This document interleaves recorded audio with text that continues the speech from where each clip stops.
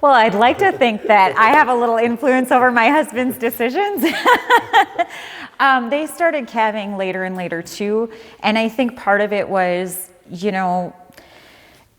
they were getting more and more early April blizzards. Even in 2019, they missed the first one completely, and the second one they were just starting. Everything that had a calf could go in a building. So I really like when we talk about like the family side of it, I really go back to what Joel Salatin said at one time. I don't know if he said it in one of his books or something, but he made the comment that a lot of when we're setting up these systems of how we're going to manage cattle, it's reducing our opportunity to yell at our spouse. And that will ring true with a lot of different ranchers as you think about the way you manage cattle in stressful situations. And my wife, bless her heart, my wife is not a cattle person. Didn't grow up with them. While we were out in the calving barn, spending that time together, and sometimes my wife was out there with us doing the same work. But a lot of the time she was in the house, going to bed by herself, spending the day by herself, I was gone in the morning when she got up. I was not in the house yet when she went to bed. And you do that for 60 or 80 days. See what that does to your marriage. It's tough. And so young wives aren't liking that. Not at all. I hear young ranchers saying that. My wife don't like this, and she's saying so. There was a time period when wives didn't say so much. They just knew it had to be done because it's the way you did it. And there's other young couples that need help, and we've been working with some of those young couples, and their wives are the ones saying, we can't do this anymore. I can't stay for this, And so the young guys are saying, well, what do we do? Well, that's why we're having this alternative calving talk here today. And there should be probably a lot more young fellas here that aren't here. And but maybe we can get the word out in another way. My wife's very, very upfront. If she sees something that she thinks needs change, she addresses it before I can address it. And I just looking at that for our own business, I guess. If I get too overwhelmed and I'm not at home, typically I'm not at home 5 days a week, but if I'm not at home on the weekend to spend time with my family, I hear about it. I can get away with it maybe one weekend or two, but then I can tell instantly that, hey, I'm not around enough. So that's kind of why I chose to do fencing too, I only ever grew up with, the way that we were ranching. You lived, that's all you did. You didn't know nothing else. In '02 was our first spring of actually calving, May, June calving. And at that point, he said to me, we'll try this for 10 years. And if it's not what we think it is, we'll go back. And after the first year, I said to him, let's rethink this, because if you ever go back to calving in March and April, I hope your next wife enjoys that with you. He was up every 2 hours at night, checking. I was standing at the window or by the radio wondering where he was. It just made an incredible difference in our home life, in our lifestyle. It's hard for me to put it into words. It's almost an emotional thing, the change it made in our life. And he's chosen to stay with it, and so I am still there, and I can say I thoroughly enjoy calving season now.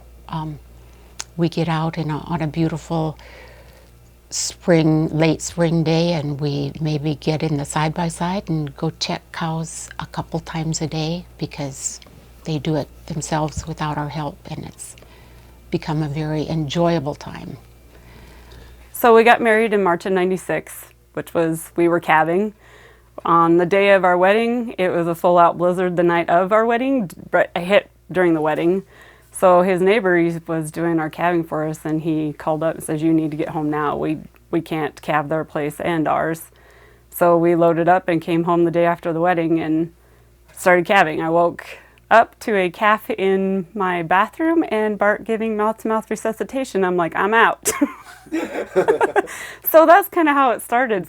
We grew up together. We went to high school together, grade school together. So for me, it was a transition from working and living around the Rapid area that I was very people-oriented. So to come out and move 2.5 hours from anywhere of that, that was a huge struggle for my side, just because I was so involved in people. So yeah, and then to start raising a family, and I was a stay-at-home mom for most of their lives. So it was a lot more stress when you do it in the earlier months, because I think you're both wore out. You're both trying to take care of more than just that part. Like mine was the household also, plus trying to be outside with him and help him and make sure he wasn't overly stressed and tired. So moving to that part, it made our relationship stronger because we were able to relax and understand what each other were doing, where I could just go out before, and I was an early riser, so I would go out and check and let him sleep in, and so then he would do the next shift. So we used to get up and check about every 2 to 3 hours. And I don't see that that's a diminishing role. I think it's a key role, because in agriculture you definitely have to have both, because it takes a lot of time, a lot of risk involved, and you have to have a clear goal set for each other and your family in order to succeed. That's what I think, especially these days. You know, tolerating things.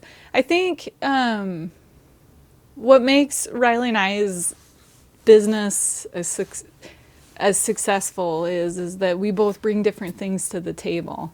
And I think he's aware of that. You know, I respect his role, he respects my role. But you know, whereas back in the 50s, I always joke that I'm definitely not a 1950s housewife.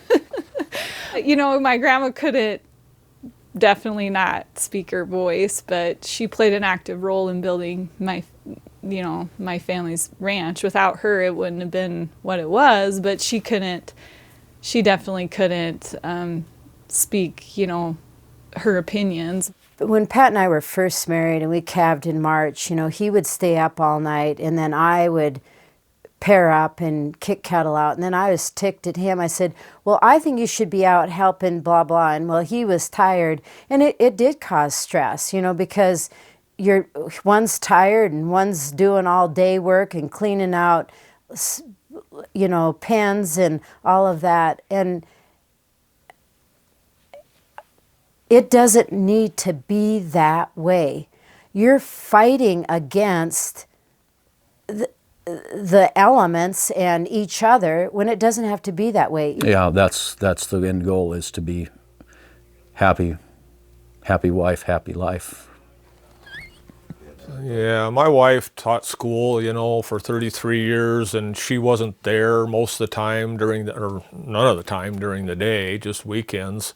She retired 15 years ago, and I guess I went to make calving 8 years ago, and they really, really great years that we've had. You know, most people around the hills never knew we belonged to each other until the last 8-10 years, where we actually go places together, you know, and do things together.